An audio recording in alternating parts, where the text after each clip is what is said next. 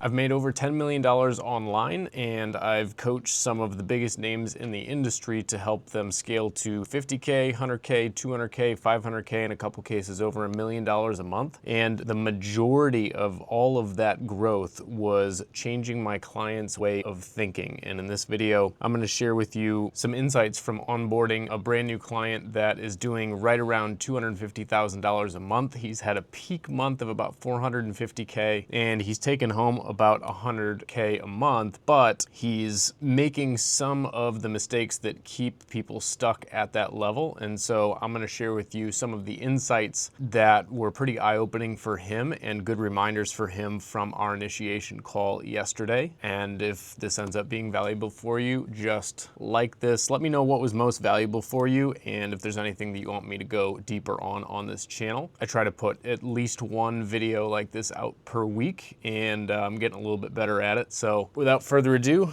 let's dive on into the iPad. So the first thing is, when you start to scale, it's really easy to start to add ascension offers and downsells and stuff like that from your main core offer. But I'll remind you, just like I reminded my client, our whole job in our online coaching business is to take disorganized skills and stuff that we know, pair that with people with a problem that our skills can solve, put that into an organized, repeatable process, which leads to a happier, richer you and happy people with a solved problem. And as we scale, we tend to add complexity, and that complexity can come in the form of a whole bunch of team or back-end ascension type offers or downsell offers if somebody does not close on our core offer. And so this new client of mine, although he was doing well, he had 5 tiers of offer, and he had like 3 client success managers. And although his profit margins were still holding pretty decent, the reason that he needed all this back end, and which is causing his overhead to be over 150K a month, which I don't know about you, but if I had to have $150,000 a month overhead, as soon as I have 1 month that doesn't go quite according to plan, my CSMs didn't do the upsells that they were trying to do, we didn't hit our targets, now all of a sudden this is where you can be doing 400 grand a month or 200 grand a month and end up losing money. So we don't want to do that. We want to be as lean as possible. And so how do we stay lean while we scale? Well, the first thing that I reminded him of was that when we're talking about people with a problem that our skills can solve, we're talking about one very specific avatar. And so this guy specifically works with men, but they were like all over the place. And so that's fine, not bad. As an example, in my business, the online coaches that I work with are already doing 20, 30, 40, 50, sometimes even 150, in this guy's case, over $250,000 a month. And so a couple little shifts here and there could mean the difference between an additional 10K a month in take home to 150K a month in take home to $500,000 a month in take home, just with a couple little tweaks and making the business more efficient. And so that requires less of me. My team right now is me, a VA, and occasionally my wife. We don't do sales calls, we don't have setters, and the reason is because my client base is busy. They're doing stuff. They don't have time to talk to, a bunch of assistant coaches and jump on a bunch of calls. It's really quick, small shifts that move the needle a lot for my clients. And so I encouraged him. I said, look, obviously I'm not going to tell you how to run your business, but I'm going to suggest a couple things. And that is, the first thing I suggested to him was that we narrow down the avatar, or at least consider narrowing down the avatar, so that we're not onboarding people into things that require a whole lot of work to do, which will obviously decrease the operational drag, decrease the overhead, and ultimately work with clients that pay you a lot of money and really don't bother you a whole lot and get great results. So really the first thing for him was, number one, narrow the avatar. And the second thing is, he's in the process of building this app. And he said he spent about $250,000 on it so far. And I'm like, why are you building an app? And by the way, between us, every single app building and software story that I have heard, that I know of people that I know, have spent hundreds of thousands, if not millions of dollars on development and dealing with developers. And none of them that I know personally, and these are really smart people, you'd know some of them, who they are. it didn't work out. They ended up scrapping the project. And so for him, I'm like, are your clients getting great results? He's like, yeah, our clients are getting great results. I'm like, well, why are you building an app? He's like, well, our clients are saying they don't know, where stuff is, and there's kind of stuff is all over the place and it's confusing. I'm like, well, then how are they getting results if they can't find the stuff? He's like, well, I mean, they can, it could be organized better. And I'm just like, but the goal of your business is happy clients and good, solid end results, which is happening. He's like, yeah, our NPS score is really high and our clients love us and we get tons of referrals. And I'm like, so why build an app? Are you trying to like do a software play? Are you trying to sell this thing? And he's like, no, we're not trying to sell it. I'm just doing it for the customer experience. I'm like, well, if the client experience is good enough for them to get outstanding results, then why spend hundreds of thousands of dollars to build an app that probably, statistically speaking, won't actually work the way that you're hoping it does? And not only that, I said, are you kind of framing this with your client base as it's going to be like the savior, like it's going to be this big, amazing new thing and you're really hyping it up? He's like, yeah. I'm like, well, just understand, like, don't be surprised if your clients find bugs, complain, and now you have a whole bunch of customer support issues when you didn't even need to build an app in the first place. So like, if I'm rolling this out as like the beta test and like making it to where this is probably full of bugs and it probably sucks major ass, but we're gonna roll it out to you, and let us know if it's good. If it's good, we'll pursue integrating it into the program.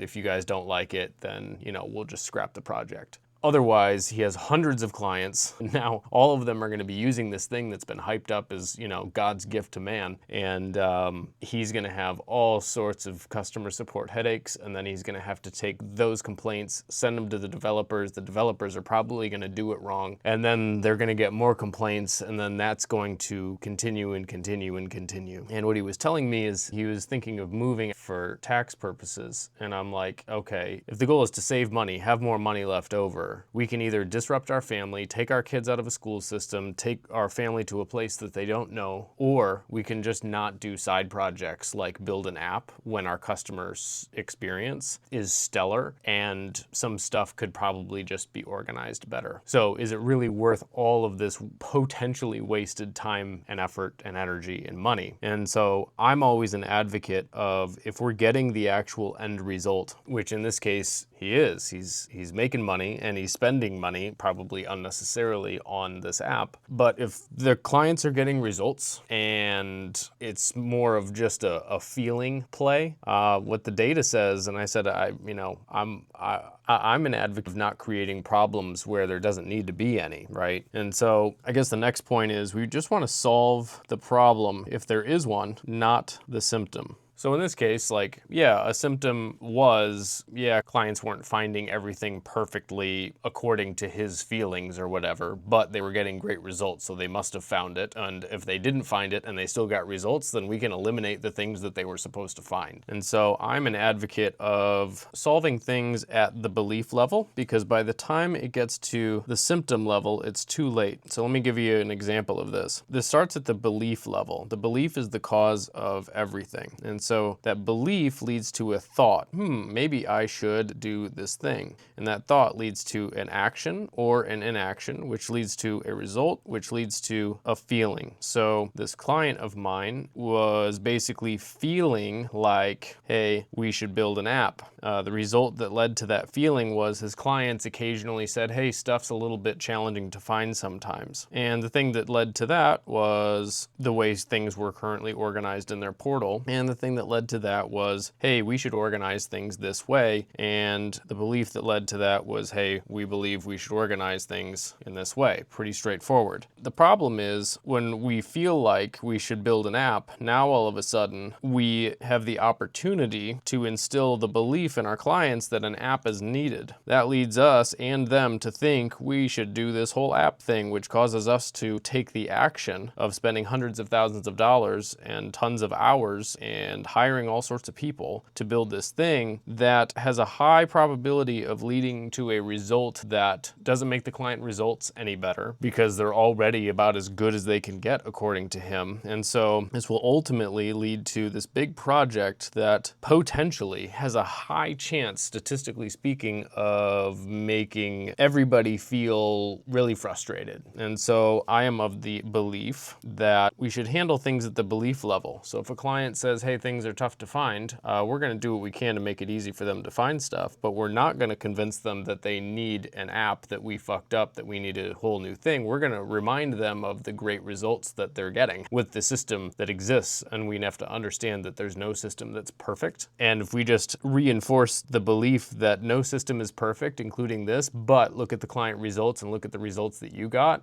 that's what we need to focus on. That would have saved hundreds of thousands of dollars, lots of hours, and not really led to any better client results according to this client. So instead of moving out of the country to save money, this client could have very easily just not went off on this app building journey. So we want to solve the real problem, not get really good at solving symptoms. So for example, in my company, one of the things that I've done, we used to have a team of 23. We had 3 closers, we had 3 setters, we had a media buyer, we had operations people, we had tons of VAs.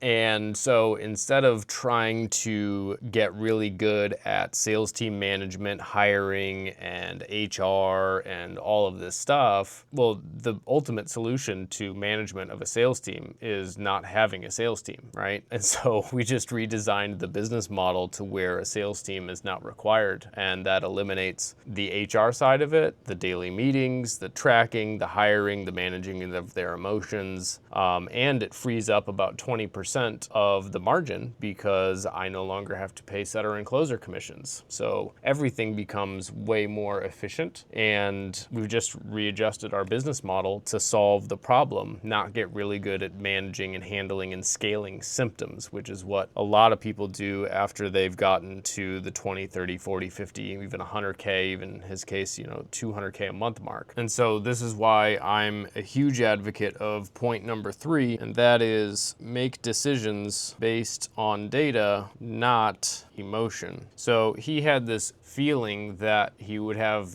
more enterprise value, feel like he's serving his clients better when the data says his client success scores and their actual results. I am like, how much better could they get? He's like, I don't know. Like, I think they're like, we're 9.8 on all of our NPS scoring shit. And we have just hundreds and hundreds of testimonials and everybody just loves us. And I'm just like, the data says keep doing what you're doing. And so the reality is, I'm like, do you have like people that are you're paying to constantly point them, because they're so lost and aimless in where, all of the resources are? He's like, no, they end up finding them. It just, it's a little cumbersome. I'm just like, to spend that much time based on something that feels a little cumbersome when the data says our client results are phenomenal, that is a very inefficient use of resources. So I'm like, before you uproot your entire family to move out of the country, why don't we just make sure that we're making as much profit as we possibly can with the business that we already have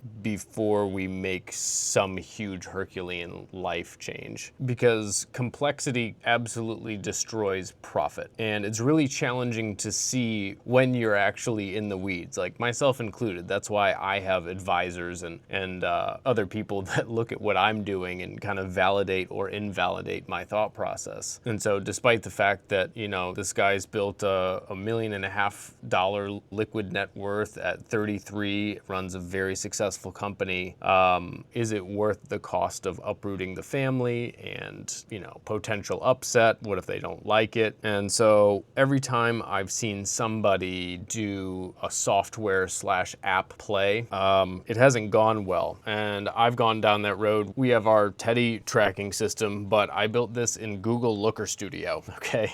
This is fueled by a Google Sheet. Now, there's a lot that has gone into this right here. There's a lot of calculations and formulas, and we've standardized it, and we've made it to where our clients can't break it. But the reality is, it's not technically like a software that you log into. It's Looker Studio connected to a Google Sheet, which which allows you to have way more control over it, and it allows it to be like way more leveraged for me so that I don't have to do a whole bunch of development, even though to get it to this point, took quite a while. It's been at this point for a couple of years and we haven't really changed much because turns out not much needs to be changed. So at this point, this is an asset that just works for me, allows me to help monitor my clients, but it is not a software SaaS play, despite the advice of many that, oh, you should turn that into a SaaS and do it like Hyros. It's like, well, I don't know. This is just something that I built for ourselves internally. Our clients started asking for it, so we made it to where they could get it. I'm not a software mogul guy. I'm just a guy who has created tools that help my clients get better results, get wealthy, make more profit, and do it in a way to where they're not guessing, wandering blind, and basically making poor emotional decisions and convincing themselves that they're being smart. So my core competency is understanding what to do with this data and staying on track towards the big grand vision that the online coach has for their life.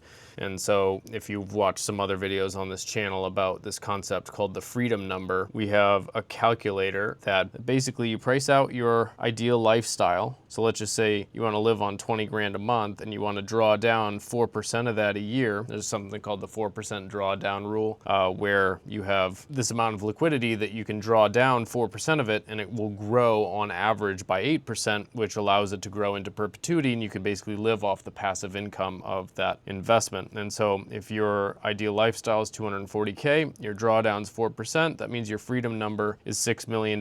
So that's the amount of liquid net worth that we need in order to basically live our ideal lifestyle and never actually have to coach again if we don't want to. And so this thing, you just plug in your KPIs and your conversion rates and your price points and stuff, and it tells you pretty much what do you need to do, what are your targets on a yearly basis, a monthly, weekly, and what do I got to do each day. And then you plug it into this compound interest calculator and it'll tell you by when will you hit the $6 million. It just becomes a matter of math. And so I reminded him, I'm like, let's focus on the end goal. And so his is 10 million, right? And he's at 1.5. I'm like, what's the fastest, most efficient way to get to the 10 million number? Not just have an app because it seems cool, right? And so that's kind of my core competency, is keeping online coaches who are good at what they do, whose goal is to build wealth and actually grow their net worth, basically treat their entire life and business like a GPS system. So that freedom number ends up being this goal destination, and then we find out where they are today, and then it's just like a GPS where it just reverse engineers the directions. And now we can say, all right, well, if we want to get to this checkpoint, we got to do these steps, and if we want to get to this checkpoint, we got to do these steps. Of course, we have distractions along the way. That's a distraction. And so we don't want to get pulled off into left field here. So we have a system that basically clears your mind of all of the stuff that causes you to be uncertain or fearful and get distracted by a shiny object. And then we have a system where we help you define not only what is your freedom number, but what is the purpose? What is the why? I just made a video on that. I'm sure it'll be linked. I think it was the last video that I made. So if we know where we're going, why we're going there, we don't get distracted, and we're not doing things arbitrarily that create unnecessary drag in the business, like do a whole app that costs hundreds of thousands of dollars that could potentially cost additional overhead in new developments that are inevitably going to happen with bugs and a whole bunch of shit. When we didn't even have to do that in the first place, that would be one of these, what we would call an infatuation. So wanting something badly. I have an infatuation with having an app, so I get pulled off into left field, and before you know it, now all of a sudden we're here and we wonder how the hell we got here. Well, it's because we got pulled off track and we left the most efficient way of getting to where we wanted to go. And so when you have this GPS system, like we have our Teddy tracking system and we have our financial KPI tracking system, if you know where your business finances are, your business KPIs are, where your personal finances are, and you know exactly how far you are, for example, if you're here and you know exactly how far you are away, you got this left to go here. Well, if that's the most efficient route, why don't we just stay the route? And so I think a lot of online coaches make it a lot more complicated than it needs to be. It just simply becomes a game of numbers. Once you have your avatar, you have a proven offer, you know the basics of how to get clients, you have at least, 20 successful clients. Well, how'd you get them? Just do that again, do the math, and then just stay on the straight line course here. It's kind of like Jordan Belfort talks about going off of the straight line with a prospect, right? So if you've ever had a sales call, the prospect, went off into left field here. What most people do is they'll go off into left field as well with the prospect, right? And now, obviously, we're not going to get to the pitch or the close, so we don't want to do this, right? And that's pretty much what people do, not only with prospects, but they do that with their life and they do that with their business, because they forget that the goal is to close these people, right? And so there's a specific process that we need to follow in order to get somebody closed. Our life and business strategy, much the same. We got to establish what is point A, what exactly is point B, and we have to establish that straight line for ourselves. And once we do, we can establish the milestones, and from there it's just a math game. And as long as we do the daily, weekly, monthly, yearly inputs, we'll be pretty damn close to getting the outputs and getting well along this line. And that is why my net worth has grown. And 2017 is when I first understood this concept, and well, we've been relatively steady up and to the right ever since, and that's what happens to my clients as well. So hopefully that was helpful for you. Recap, we gotta simplify things, narrow the avatar, solve the problem, not the symptom. If I was just gonna emphasize one thing on this, it's this: solve the problem, not the symptom. Please, for the love of God, follow it all the way upstream to get to the root cause of the symptom and solve it at that level. Your life and your business and everything will just be so much better. And then from there, it's just a matter of making decisions based on data, not emotion. So that was helpful. Let me know if you want to learn a little bit more about what it looks like to work with us. You can find me on Instagram and DM me the word bulletproof, or you can just check out the next video that YouTube has lined up for you right here.